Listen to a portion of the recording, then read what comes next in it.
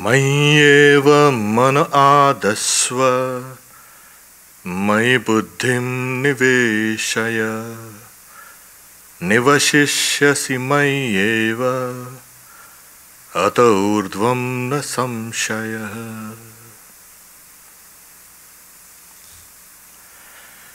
Fix the mind on me.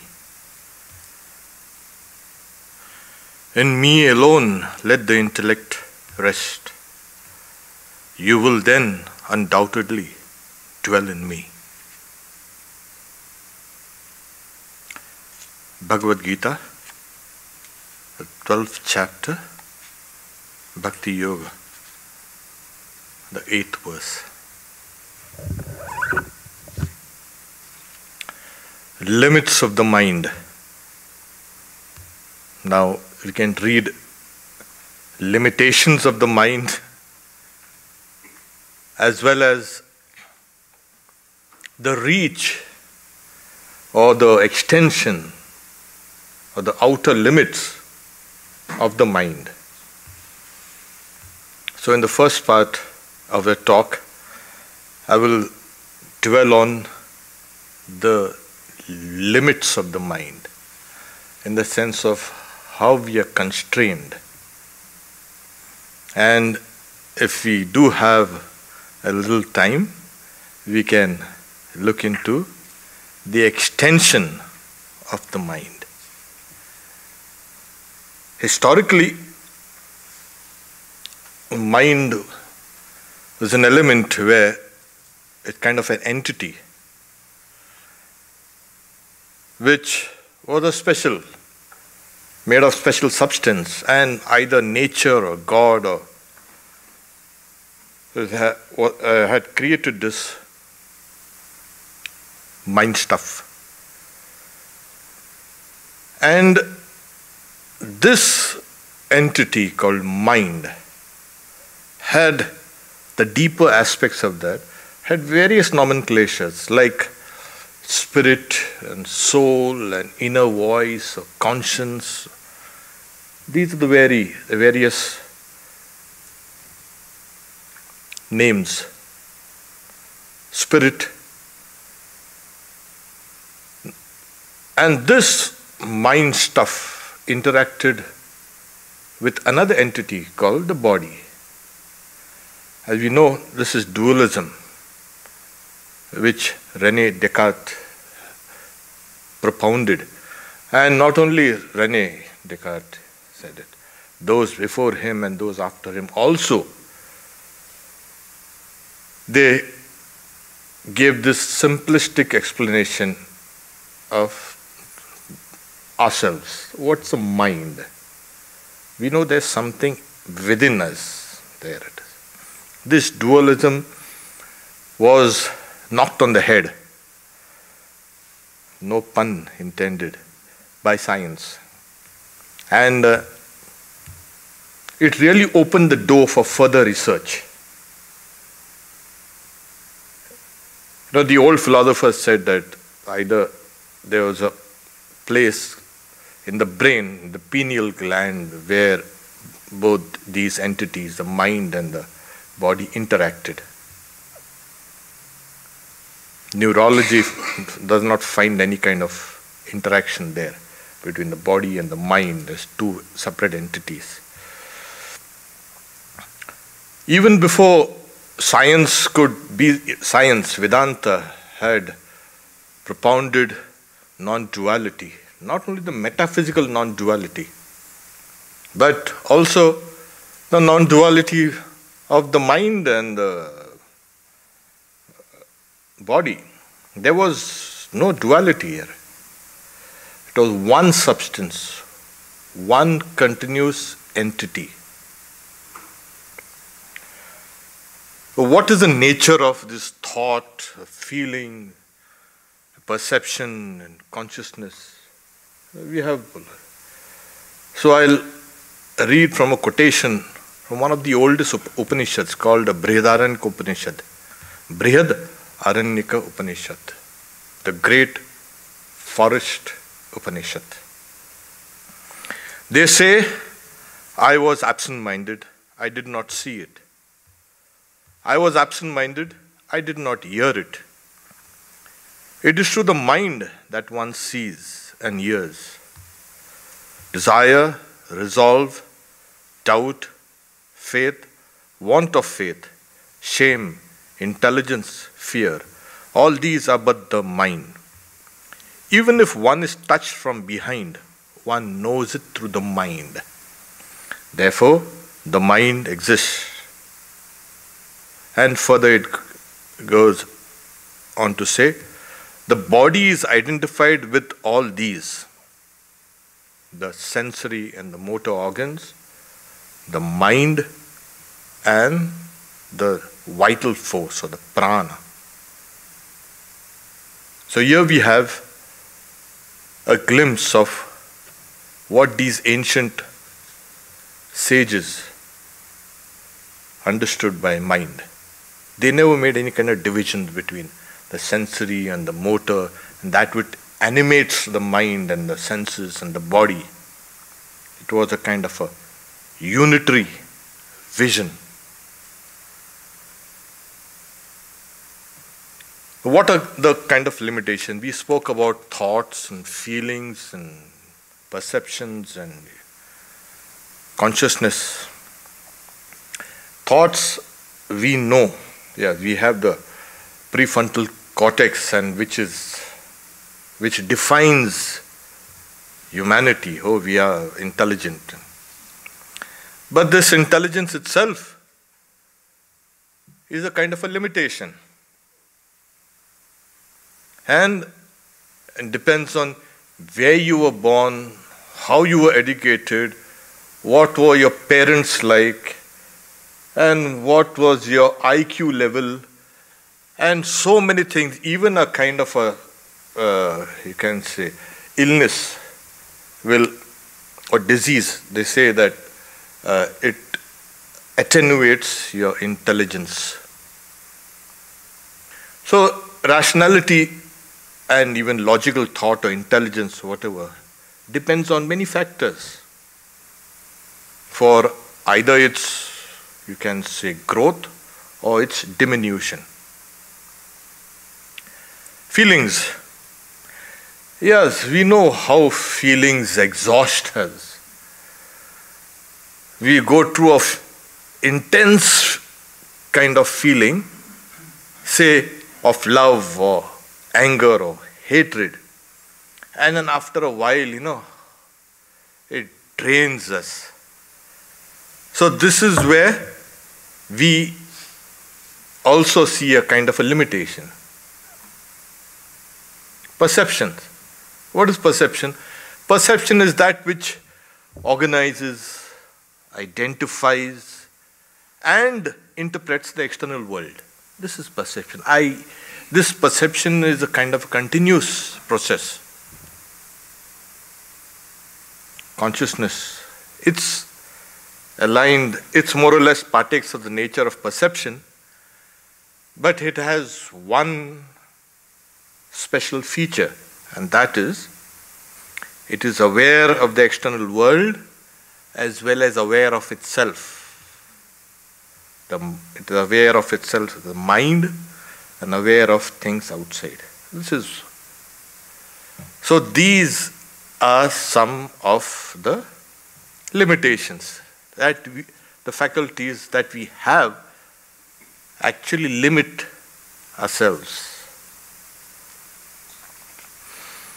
Well, you need a body to think and feel and perceive, or even to be conscious. I mean, there are very high levels of consciousnesses where you don't need a body. But then ordinarily, we need a body to manifest these states of the mind. So the first limitation is, yeah, you need a body, of course, and the body itself is a limitation. It limits your powers, kind of compresses you. Then the body itself interacts with the body. One limb interacts with another limb. Obviously, for a kind of a harmonious development. If my hand does one thing and my leg does another thing, yeah, there. So there's an interaction with the body, and the body itself is a kind of a container. There it is, pressing down on the mind. We know how it is. When we are feeling tired, then the mind also is tired. And when we are energetic, the mind also feels energetic. So here we. Then the body also, we have a body, we have a self, this is a self. It interacts with the world. I am the subject and this is the object. People, no, they are objects for me. Yeah. And sentient objects and insentient objects. You have a table and chairs and this, that. The very fact you are interacting with this external world is you are being limited. Because you are being tied with the subject and object. Both are tied together. Then we have something called, it's wonderful, the external world. We interact with people, that's a society. And then we have the external world or the environment. And the environment, as we know, has got so many forces and so many things. We simply cannot calculate what things will fall which way. Take for example, like they say the external world it cannot be computed. A particular chess move can have hundreds of methods. And you keep on multiplying it. There is this external world we interact with, that also, as it were, impinges on us, presses us. We really do not know. It's like, we surf the net at times. Our minds see things, but does not really see these things. We are not really focused or aware of a particular thing. In general, things are there. They come and I'm okay. And that is another limitation. And then when we interact with the society, and that is with people and with the environment, there are consequences. And we act, and then there's a reaction. If I scowl at somebody, somebody is going to scowl at me. There. And then that consequences, it reflects on something else. You have further consequences and further consequences. It's like a kind of a ripple in the pond. Slowly throw something inside and ripple goes on. It goes to the very edge of the pond and then comes back again. There you go. You are caught in this karma and the fruits of this karma. So here again. At times we feel that we could break through and just enough of these bondages and enough of these limitations. But yes, if you are organically, biologically, physiologically, whatever you say, caught. It's like, we are boxed. We're in a center, and there's a box of the body, and then the larger box of the society, and there's a larger box of the environment, and beyond that, unknown and unknowable. There we are. So here we are boxed. Yet we feel we have the courage and we have the power to break through. Yes, that too is there. Don't be mistaken. It's actually a real feeling. In psychology, we have what is called the superego. I'm using the superego not in the Freudian sense, because there is no other term which I can use or can replace it. But a part of the mind which, as it were, like a sentinel, watches. It is subject to your culture, what you've learnt in your teachers, your parents, your siblings, they have given you a kind of a value system. You've built a kind of a value system. And if you do something, that part of the mind keeps on hitting you. You will not be at peace. There's always will be a kind of a restlessness. Then we have the ego. It identifies you. It harmonizes all your memories. Naturally, otherwise you will have problems. And in Indian philosophy and Indian, not only in philosophy, it's like the ego is bahurupi, multi-formed, many forms. It has innumerable forms. It can take innumerable forms. It can take existing memory materials and behave the way it wants to. And we are so versatile in that. Unbelievably versatile. We can change like a chameleon, immediately. Things, how? Oh, here there is a saint there. And then the saint goes out and that's the Satan. But the ego is capable of holding you like this and in the process limiting you also. That's very important. The ego also, it mediates between the conscious and the subconscious. There it is. Most of us say, oh yes, I know how to play the piano. Oh yes. And you keep on talking about pianos and music and Beethoven. At the same time, you have diligently practiced for 20 years. And that is the subconscious. There. So it's constantly traveling between the conscious and the subconscious. It's a mediator. It's a kind of a gateway.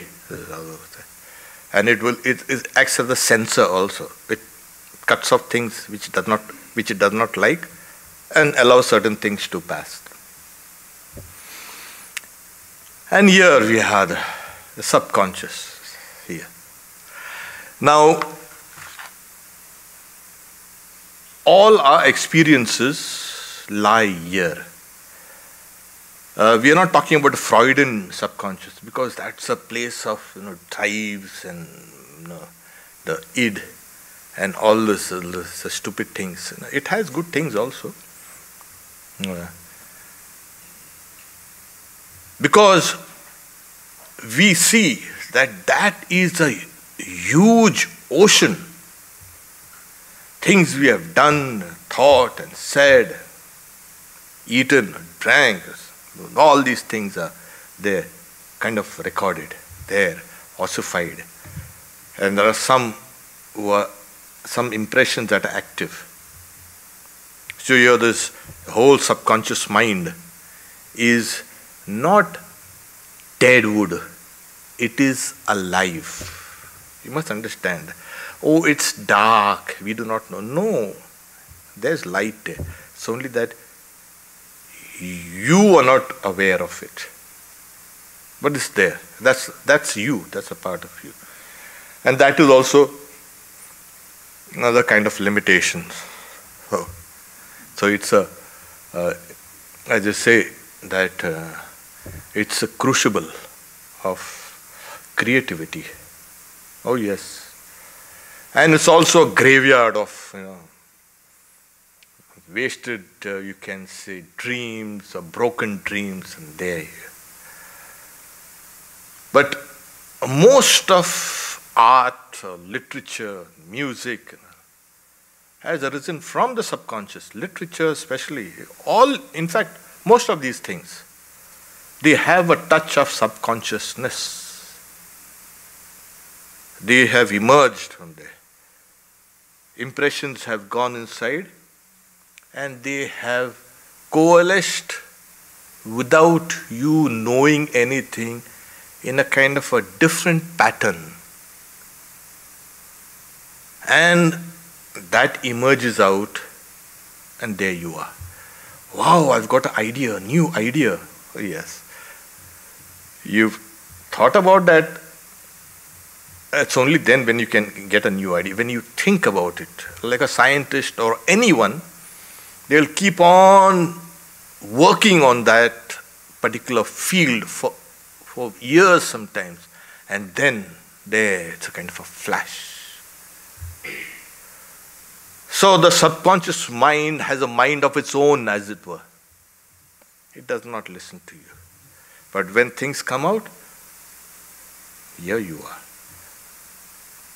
You can write nice novels, plays, all these things. So that's a positive side of the subconscious. We also have, sometimes I wonder, Swami Vivekananda says, we are walking in the midst of a dream, half sleeping, half awake, in a haze. We do not know between this light and darkness, where the twilight, where it meets. And actually it's like that. Our conscious mind is just a kind of tiny flashlight we are using to enter into a huge warehouse full of hundreds and thousands and millions of things, and we are just directing our torchlight to certain things. The rest of the world, the rest of the warehouse is dark. The default mode of the mind is to daydream. It's kind of a fantasy. Yeah, it hums, the brain, or you can say the mind, it hums. And it only stops when you pay attention or you focus, you're attentive. That's the reason why he's saying those who are attentive, they can arrest the superfluous, you can say wastage of, you can say the energy of the mind. There your mind becomes focused. Otherwise it's just a kind of it's humming along. There, it's a kind of a fantasy land that your subconscious mind creates. You are, looking at things, but not really looking at things, but there is another mechanism that's going on, a kind of a fantasy. We are actually surrounded by this fantasy land. We have a flashlight, and all that gloom around is that fantasy land of us. And beyond that fantasy land, there we are, unknown and unknowable. We do not know. It is in the old days we had, dragons and myths about dragons and all these things. There, do not go there, you have to. But this fantasy land has got its uses. Swami Vivekananda says, to an untutored mind, there is not much difference between waking and dreaming states. In fact, he proposes that one of the theories is rise of religion has come from the dream state. The dreams, you dream. In some cultures, the dreaming is the most important thing. They will eat and go to sleep, and they will dream, and they'll go to this place and that place, and they'll wake up, and again they will have something to eat, and again they will go to sleep. So wonderful. Our culture is like stupid. It has put a premium on wakefulness and has kept everything aside. But this fantasy land of ours speaks in symbols and myths, and it is from here that we have these archetypes, the symbols, and the place of mythology. And this is from mythology has risen religion. Simple as that. This is the place. Of course, Swami Vivekananda says there are two theories. One is the dream theory, And one is the ancestor worship theory, that you find clear traces of ancestor worship as the beginning of all religions. There, of course. He proposes another one. It's a struggle to transcend the senses. It's a struggle to transcend the mind. That's what he means. That is the seed of religion. So, but there are thinkers who think that this daydreaming world of ours, we are walking in the midst of a dream. We do not know where exactly. Are we really awake? Are we asleep? You know that movie, The Matrix? All simulated. Oh, wonderful. So here you are. You do not know. Yeah, so Swami Vivekananda says, for that matter, my brain itself might be a dream. So these are some of the limitations. Now, in this mind of ours, in the old days we had, outside the city limits, near the forest, there are these ghosts and demons and goblins and hobgoblins and all types of, terrifying creatures. They are out to grab some unwary person and make a mess out of his life. And we had to propitiate. Most of our religion also was to propitiate these small deities. This, that. You give this person that, and that give that spirit that, and this keep everything. And then we have the Greek myths where we were the pawns of the gods.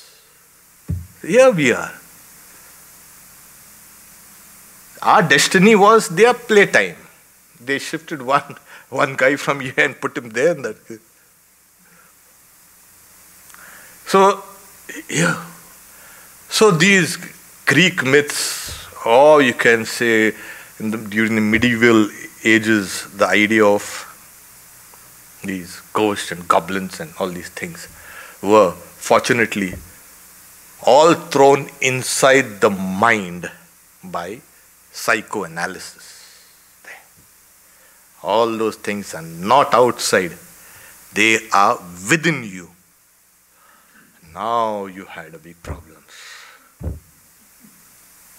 It was easy to blame all my troubles on something or somebody or some god. But now, no. It was your own mind now that is responsible for this. Now, in what way I'm responsible? Actually, I'm not responsible. It's just that I have done my best to live my life, because there is no person or no living being, except those who are sadist, of course, but they are crazy, who would like harm to come to themselves or to others. Generally, people want to live in peace and happiness. Yes, I have made mistakes. Yes, I have made errors. But that's being human. Why should I?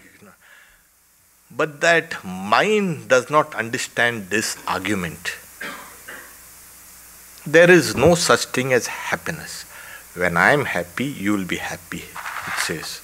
That's the problem with. Now, when we talk about the mind, when we perceive either abstract or concrete things, be it there's a feeling in the mind or perception, or I'm conscious of things, or you can say, I'm thinking about it. We say that's the mind, yes. Yes, it is the mind. But it's not the whole mind. You have gone to the forest and you are now holding on to a tree or a couple of trees, and you forget the whole forest. The whole mind is like that forest, and these thoughts and feelings, whatever are there, are like, certain modes of the mind. The mind works in waves. It's never flat. There's a doctor here, she knows. Everything goes flat, everything is off. The mind works in waves, and that is its life. Okay?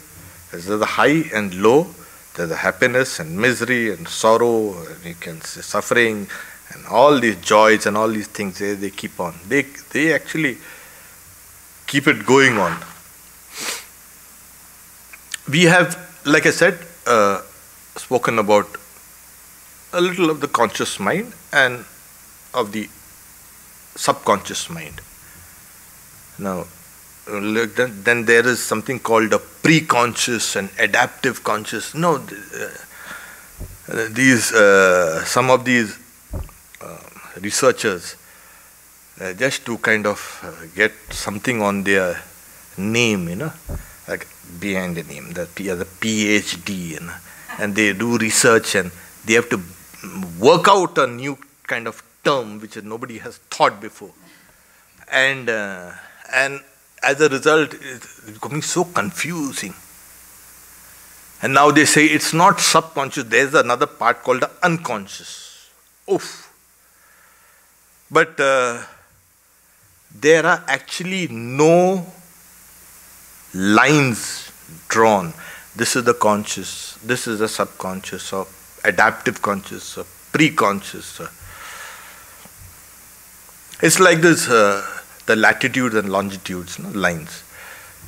Imaginary, but they are functional, they serve a purpose. In fact, a lot of things work.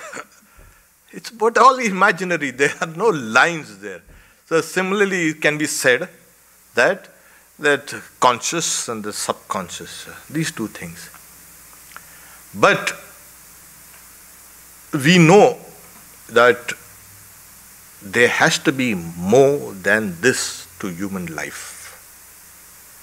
Is all that there is for the humans? To be born like this and to die like this? What will happen then? There is another aspect of the mind. Now, generally when we close our eyes, I'm not talking about the light filtering to the eyelids. There's a light there. If you sit down in the dark, close your eyes, you will see a luminosity inside. Bright. Then you know you are on the threshold of the conscious and the superconscious, or the supermind. For a better term, I can use supermind. So there's a subconscious, there's a conscious, and there's a superconscious. And this is the real you. This is what you have to understand. In fact, societies that base their civilization or the culture or their religion or everything on this aspect of the mind becomes imperishable. Nothing can destroy it. Nothing. But we base our civilizations and our art and literature and everything on the subconscious and the conscious. And that's the reason why there is so much strife and wars and struggles and corruption everywhere. Here, there, everywhere. Because we have based our reality, our goals on this, just on these two levels. While a greater part of the mind is just, when is this guy coming there? Oof. He tries to now and then, beckon. Sometimes bangs you. Wake up. So that also is a part of the mind. And in India, that was the problem with, for 800 years, invaders came and started desecrating this thing, destroying things. They never really understood that that culture was built on the higher mind. It was oriented to transform each and every person into a godlike being. And I have seen such people, really godlike. It's not a question of they have money or no money, educated or not. They are so pure and so happy and they are so illumined. That is what we ought to have been. And on this basis, build a kind of a society. But, as we know, the limitations there.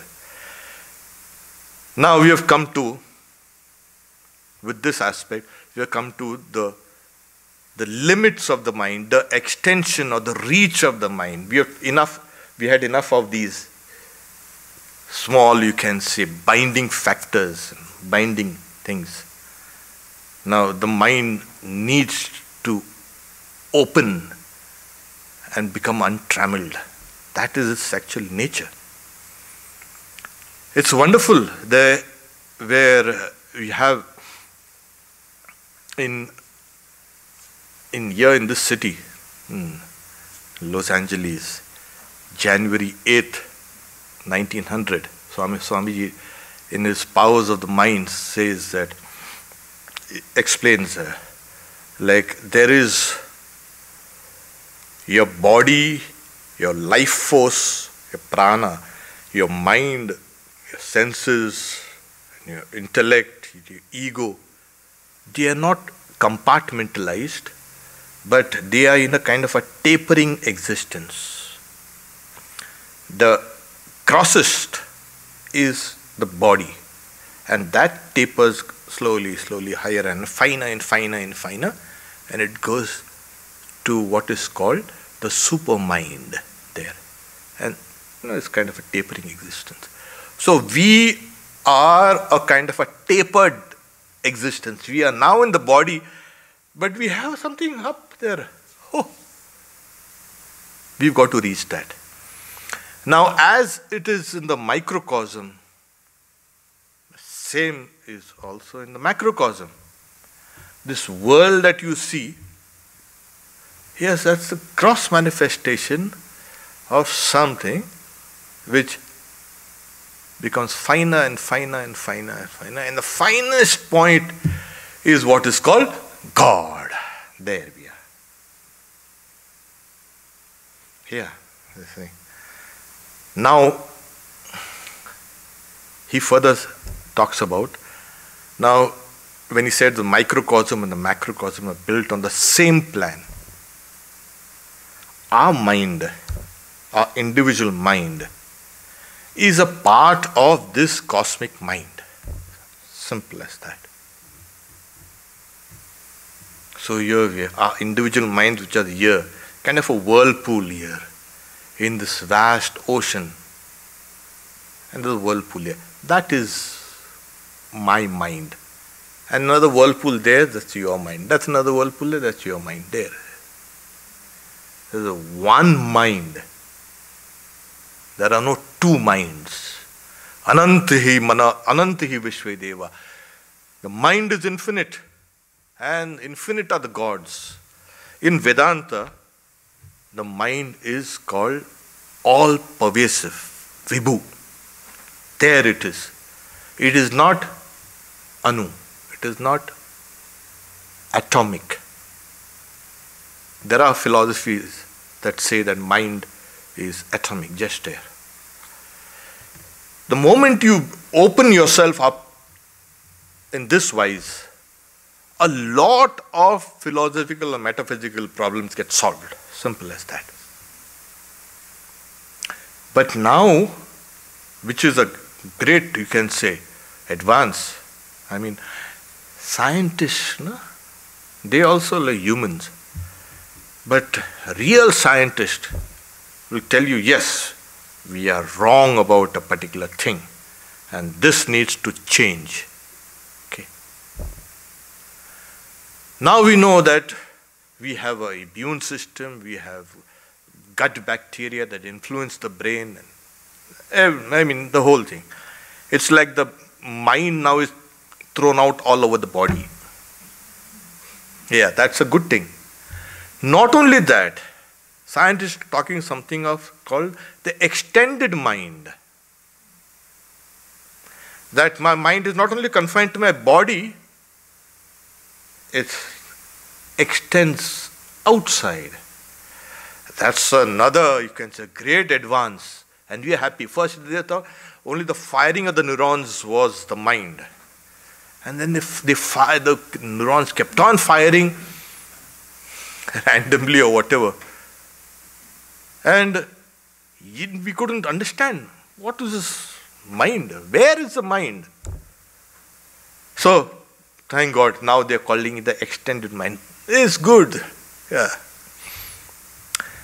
Very strangely, it's not a new concept. The ancient Indians had it. The ancient Greeks also, the Alexandrian Greeks also, they knew this. There is something called the cosmic mind. They call it the nous. It's white, luminous. So it's not just individual mind. Somehow, I don't know, we forgot all these, you can say, great truths and great discoveries. Amazing. But anyway, so your mind, my mind, everybody's mind is a part of this cosmic mind. Here we are. So, thank God, now we can say, we have a mind that's infinite. And that's the reason why we can communicate telepathically or without, or on the cell phone. It's like a space, and we have a few pots and pans and vessels. And those pots and pans and vessels and all these things, they contain space inside, and there's an all-pervasive space outside. So what delimits the space is just a kind of a temporary pot there. There's a space inside. So the mind is like this. There's mind there inside you, and the mind outside. All through. Is this thing realized or not? Yes. Otherwise we'll say, oh, it's just on the theoretical level. In Vedanta, it was first practical and then it was philosophical, put in a kind of a structure. And one of the things that these yogis and Vedantins experimented is, for the moment they understood that there is an element called mind, they began experimenting with it. People began eating particular kinds of food, living under kind of particular lights, wearing particular colored clothes, and this and that. The works. Some went on a fast, and some, kept on eating this, that, and they kept on experimenting with it. And they found that there are tremendous powers in this mind. The super mind is a repository of powers. All these miracles and all these things are, of course, for most religions, miracles are important. If there is no miracle, there is no religion. Oh, your religion does not have a miracle or a miracle man? No. Oh, so here you are. Even Vivekananda here in Detroit, I think he was told, you either show us some miracles or shut up. So, the mind has powers. But these are not these destructive powers. You must understand. Whenever these powers are employed, they are employed for the good. Because that part of the mind has no shadows anymore.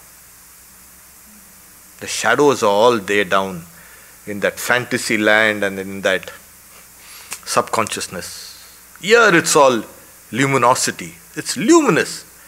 And here we are. So these powers are inherent in each and every person. I don't know why you all are not aware. Even I am not aware of these things. But it is true. You should never feel lonely or neglected or this. You tell yourself, I've got the powers of the universe within me. And they're saying that the awakening of the Kundalini, that's spoken in a kind of a symbolic manner. Has nothing to do with snakes and nothing to do with all these things. The power of the universe flows through you.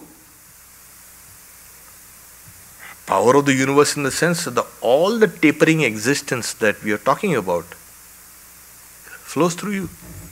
You become the conduit of great, you can say good. But generally these people keep quiet about it.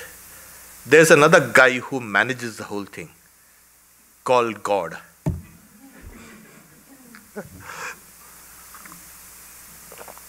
Yes, because that is one of the discussion in the Brahma Sutras, one of the texts of Vedanta, that do these people who realize the power of the universe within them, can they create?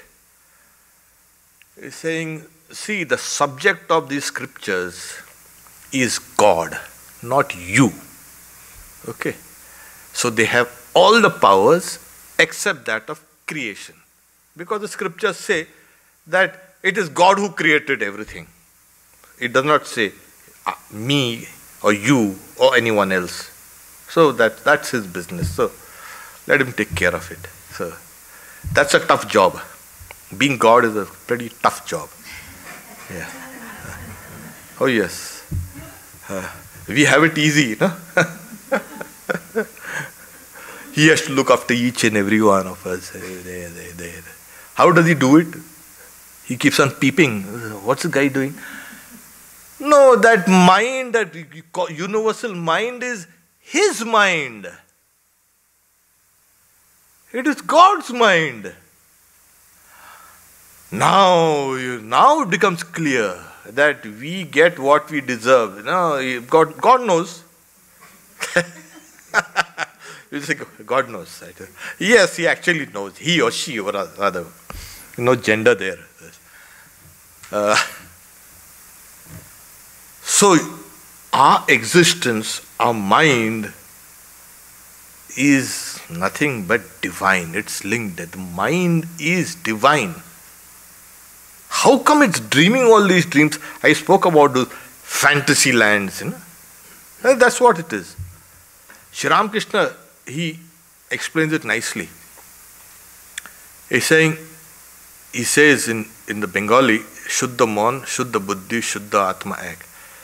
He's saying the pure mind, the pure intelligence, and the pure self is one. Here you are. So this mind, which is actually there, one with the universe, one with God, whatever you would like to have it. Somewhere its attention is deflected outside. That thing has to be turned inside. Another example the Upanishads give, they are like simple Upanishads, these simple explanations, see? Some of the Upanishads, like, water poured in water, it remains water. So when your individual mind is poured into the cosmic mind, what remains is nothing but a cosmic mind. And what's there to fear when you are the universe? The whole cosmos is there within you. And that's the reason why Swami Vivekananda says, Kinna amarodishi sake. Why do you weep, my friend? Tvayi sarva shakti. In you is all power. Amantrasya bhagavan bhagavadam swarupam. You awaken yourself. And that is where we must understand that we are in a kind of a, as we say, that fantasy land has made us mind a kind of a dull. It has a kind of an intoxication. One fantasy is over, another fantasy starts. And there, we keep on. I think next month I'll be speaking on self-images, and this will be part of my discussion on how many images we have in ourselves. So there we are. So here we are, but then what about individuality? Yes, you will retain your individuality, but as a kind of a reflection. Right now, we are tied down to our individuality, and the universality is a kind of a reflection, just coming now and then, hitting. It comes in sometimes in insights and intuitions. It's a kind of it's heralding some higher aspect. So at times we feel so expansive. In fact, Freud, when he was told about the lives of Ramakrishna and Vivekananda, and the books were sent to him, and also, what do you think about this samadhi? These are states, these trance states are actually experienced.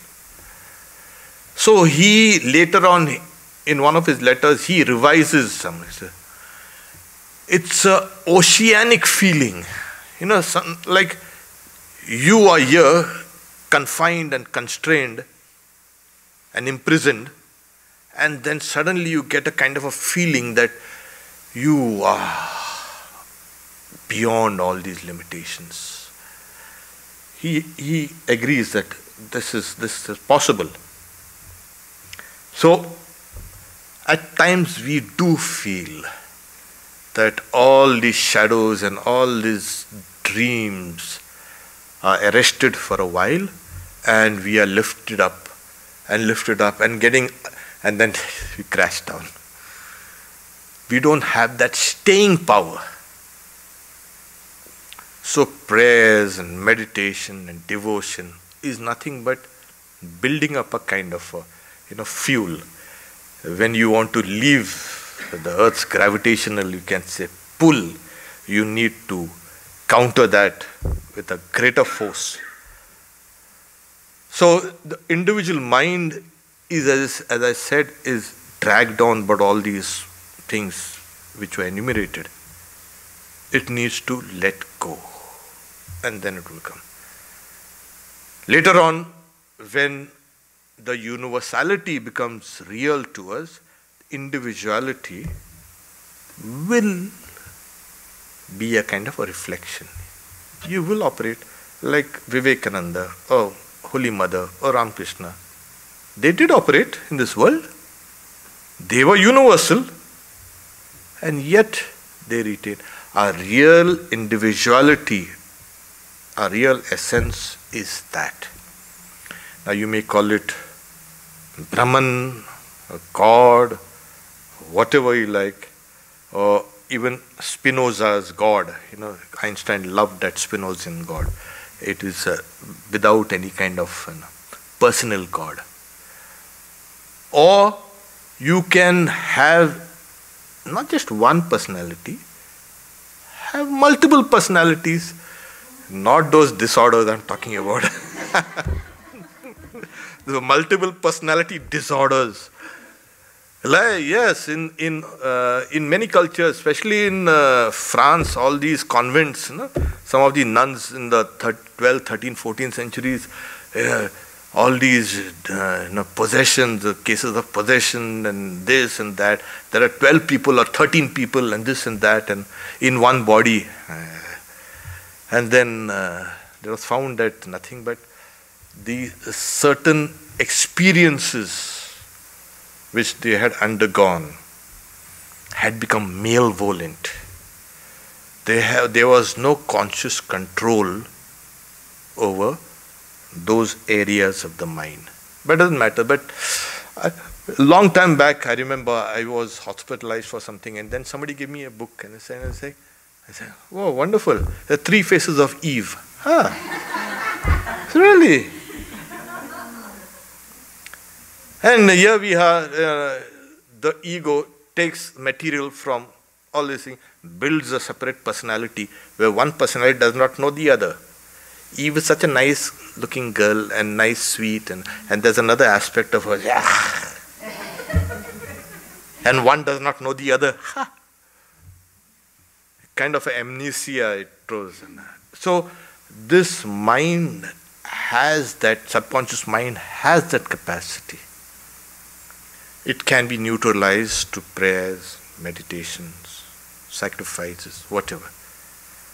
But like I said, you've got to take that intuitive leap. Don't ever pass through those subconscious layers. You don't need to. You've finished off with that. That's your past. Go towards the future. And there you will find that luminosity, that higher mind, the super mind.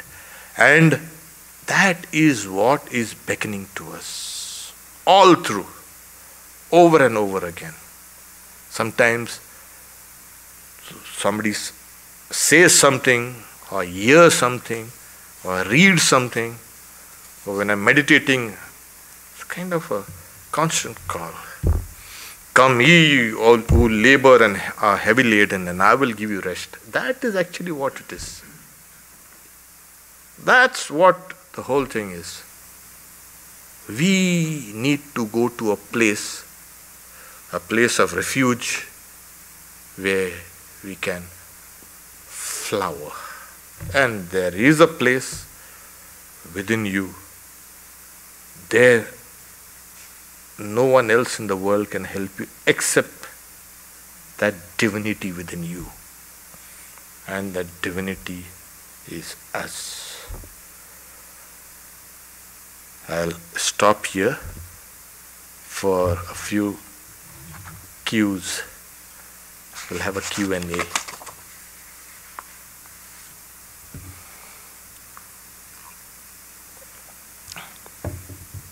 I don't think you have a doubt about this.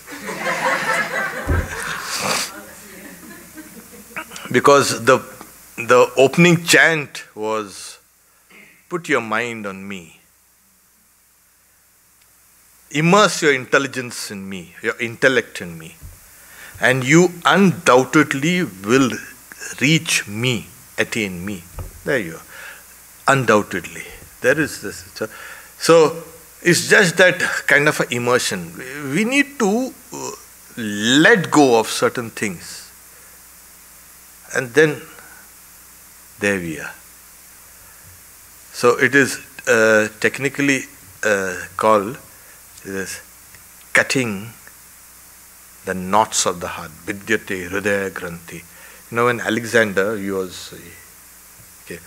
to that temple and he was saying, anyone who unties this chariot is going to be the emperor. There's an old and thick rope that tied, the Gordian knot. So he takes his sword and cuts it. Who is going to labor trying to untie this complicated knot? Hey, but that's not fair. Well, you wanted me to untie it. There, it's over. And then he became, of course, I don't know how true it is, but then he became the emperor of the world. Yeah. So, we need to cut through.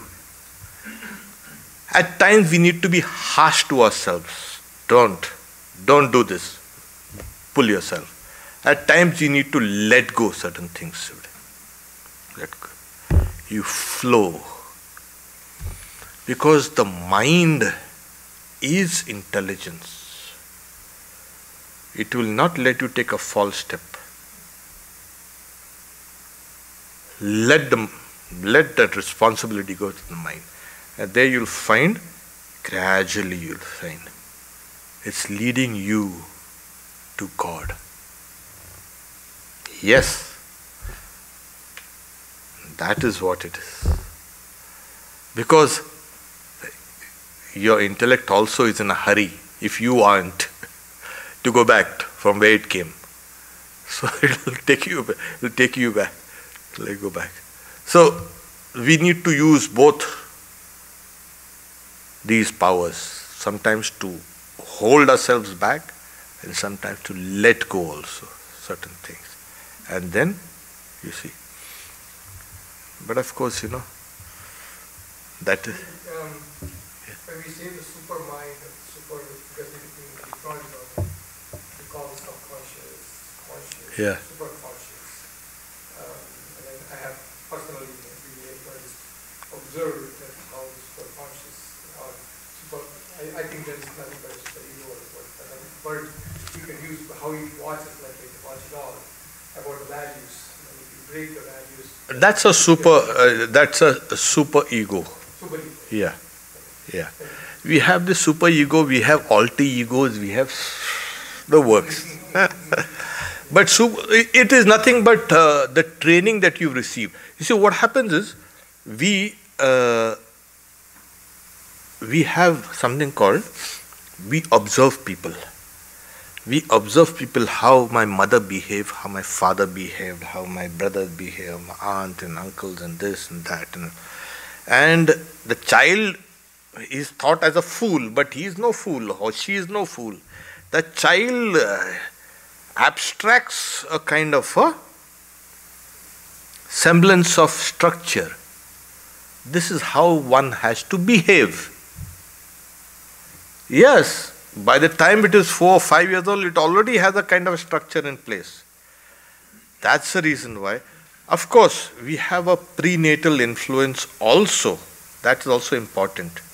Because the mind, the seeds of the mind are there, but it's either it's corroded or flourishes.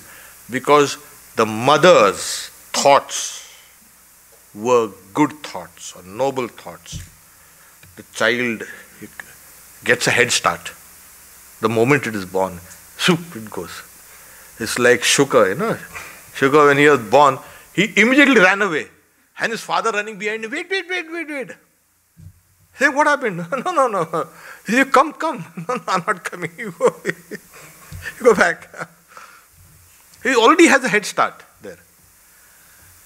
So, this thing is also now, the prenatal influence on the fetus is now agreed upon by scientists. Yes. So that's important. So the child already has a kind of a value system in place. And that acts as a kind of a super ego. Here, don't do that here. Or it's a kind of a standard here. You've done something wrong. Oh, there. So, this is how we slowly, we can... When we say the super mind, now Yeah. the Saptarishis or so is that in our superconscious super mind level? Or Yeah, yes. That is there, all those things are there in that super mind, the higher mind. So it's you cannot say huge, but it's your own mind, and there are various layers. You travel from one layer to the other to higher and higher layers of this super mind. I use the word super mind or higher mind or whatever, but that is not subject to the other forces of nature or your own previous thoughts. It has nothing. That is kind of that. That is the mind.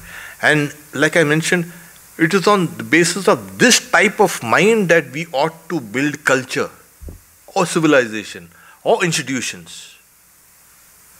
You will have something, imperishable. You can helping make ordinary people into gods. Oh yes. Say, every time you keep on criticizing a person, it's a kind of a blow. Nobody has a nice word. Nobody tells a person that there is something within him or her that needs to be awakened. And Swami Vivekananda said, call on the sleeping gods and they will awake. Here it is said, call and call. So if we can make this knowledge that there is an aspect within you which is supreme, it will give a different perspective on ourselves and other people also. It will change the way we look at people. Yes, however degraded that person or may be, but there is within that person that treasure. Here. Yes. Yeah.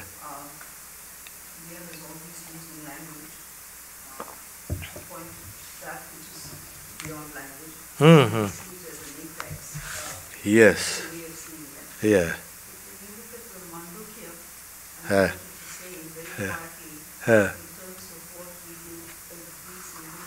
Yeah.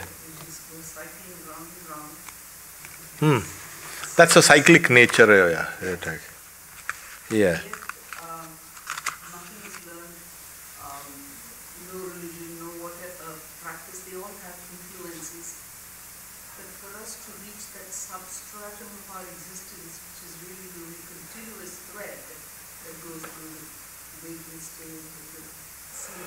Yes, but then the Mandukya Upanishad also says there's a waking state, there's a dream state, there's a deep sleep state, and there's another state called the fourth, the Turiya.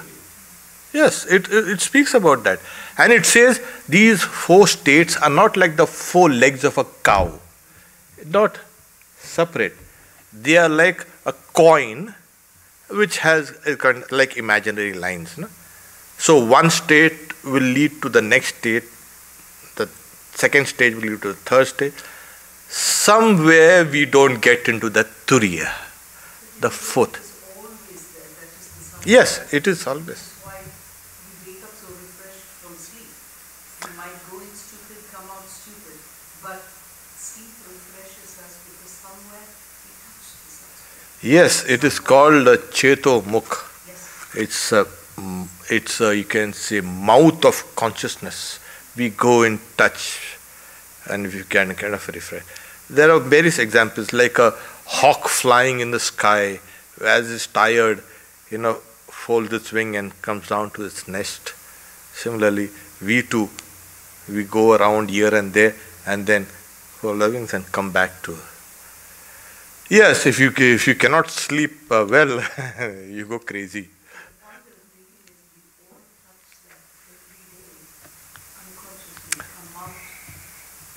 Yeah. In fact, Swami Turiyananda, he used to observe his own mind, and it went on so intensely that he could see his own mind going to sleep. He was a witness. He could see his waking state, his dream state, and even his deep sleep state. Yeah. There you are. It's okay. Yeah. What are the qualities of the supermind, and is it important to recognize it or to act through it? Oh yes, the quality of the supermind is knowledge. Tremendous knowledge. Then love and compassion and unselfishness. So when you become that, you become one with everyone else. And you don't see people or anything different from you. So your heart goes out to each and everything. You are like this, one with the universe. So that is the first, you can say, characteristic of a kind of. What was the next part of the question? Is it important to recognize it? Oh yes, it is. Because it's your nature. It's actually your real nature. So you need to recognize yourself. So when you are young, you look differently. When you grow up a little, you look differently. But there is a kind of a continuity. But somewhere, why can't we have a kind of continuity with the higher mind also? Why don't you recognize yourself here also? I think there was a long time back, there was a painter, I don't know how far it's true, but then, famous painter, he wanted you can say, a model. He wanted to paint Christ. So he moved around in the marketplace and he's seen one gentleman. So he approaches him saying, see, I'm a painter, I'm not very rich, but I want to paint Christ. So can you model? So yes. So he painted him. So beautiful. Then after many years, this same painter wanted to paint Satan. And then he goes around searching, and then he finds a guy who is, so evil looking. So he says, see, I'm a painter and I have, why don't you? Yeah, sure. You don't remember me? You painted me as Jesus Christ. So it was, he's fallen on bad times or evil thoughts had changed his features. So why don't we bring those Christ-like thoughts within us? They are our real nature. And then we can, become Christ-like. So actually what happens is, why do you want to neglect yourself? That's the question. So you got to neglect yourself. You got to recognize yourself. As simple as that. Okay?